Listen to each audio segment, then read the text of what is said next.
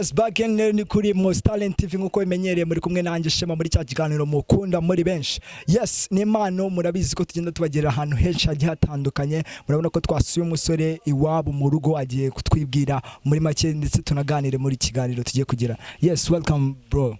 Yo, what up? Ni Geva ndi umuhanzi nyarwanda.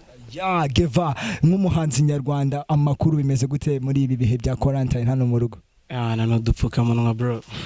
Nudupfukamunwa tugakaraba na za metero tukazishiramo hagati yacu.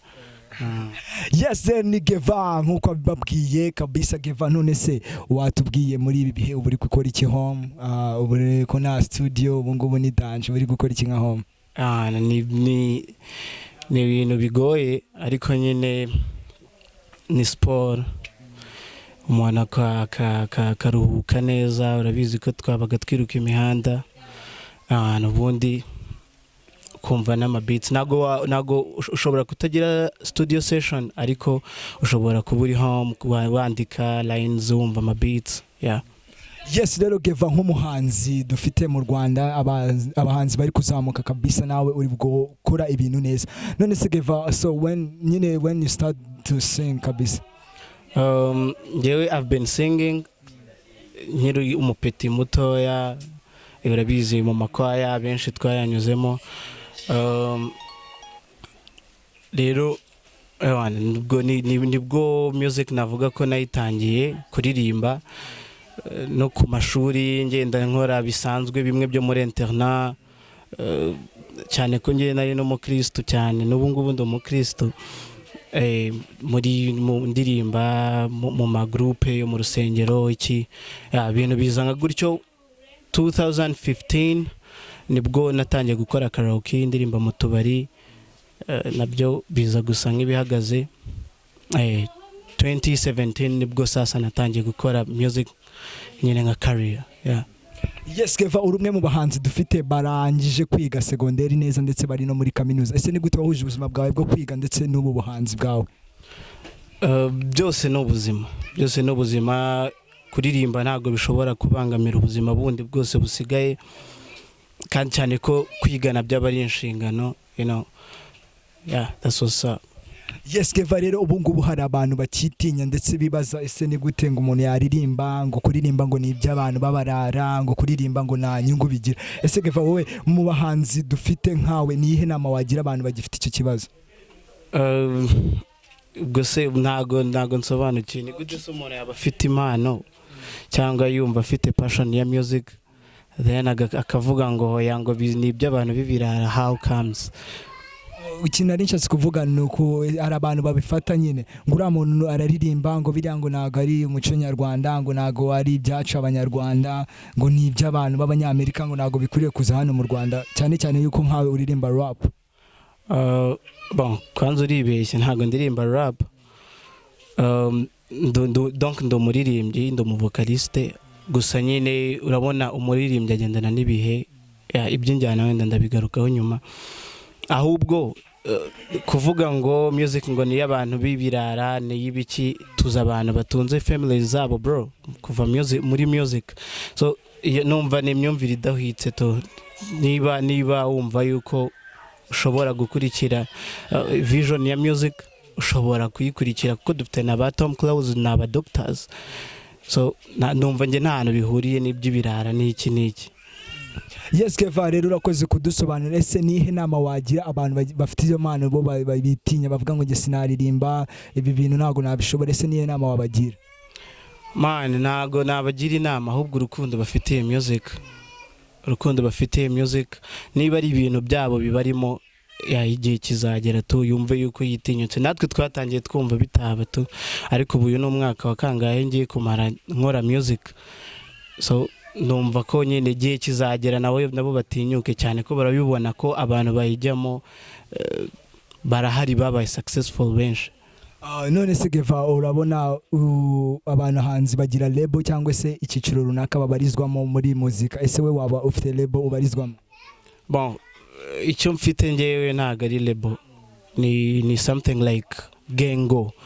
You know, gengo ni twishize hamwe nk'abaji turakora dukora ikintu harimo abantu maniga kina beat ba El Kojo harimo n'abandi bantu benshi cyane dukorana nabo nyine muri Coffee Sound Music.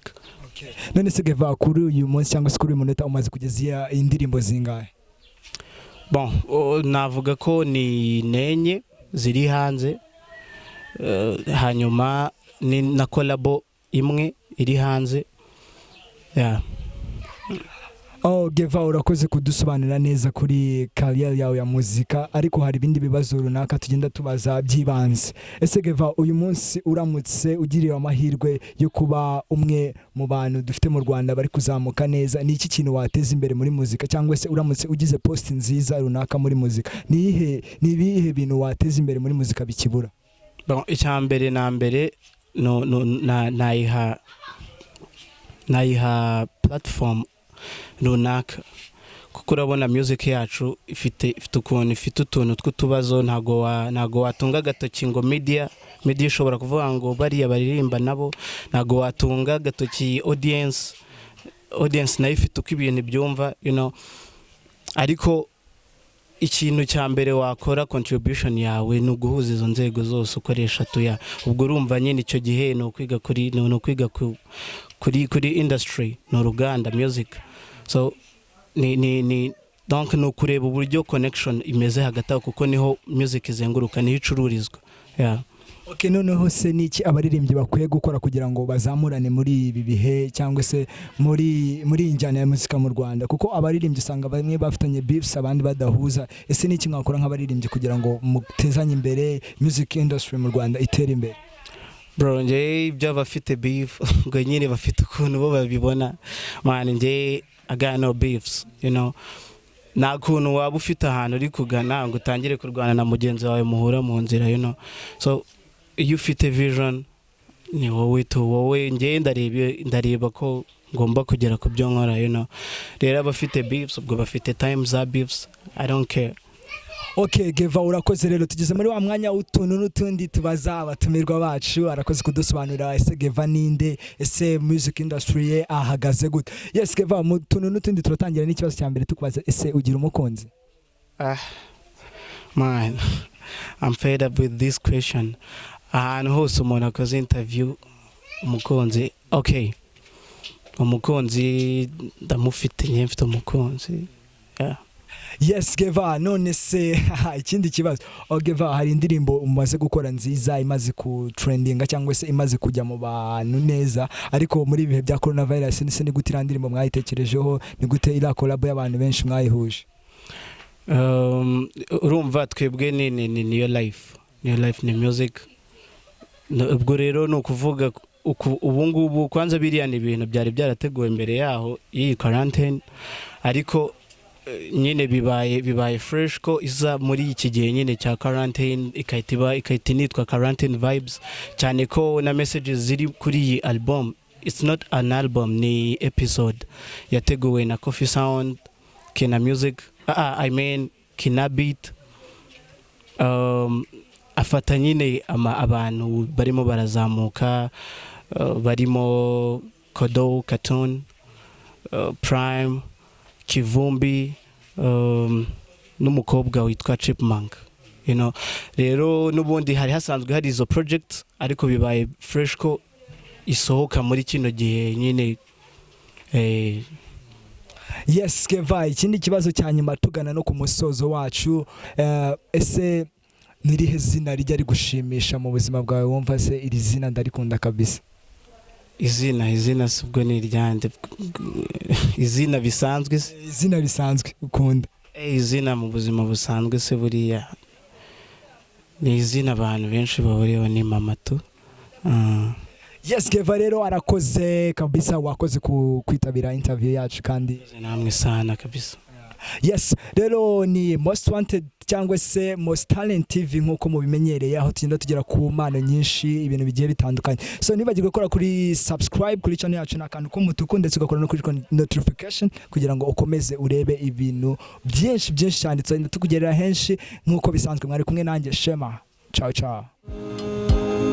Yeah, Starboy day for you.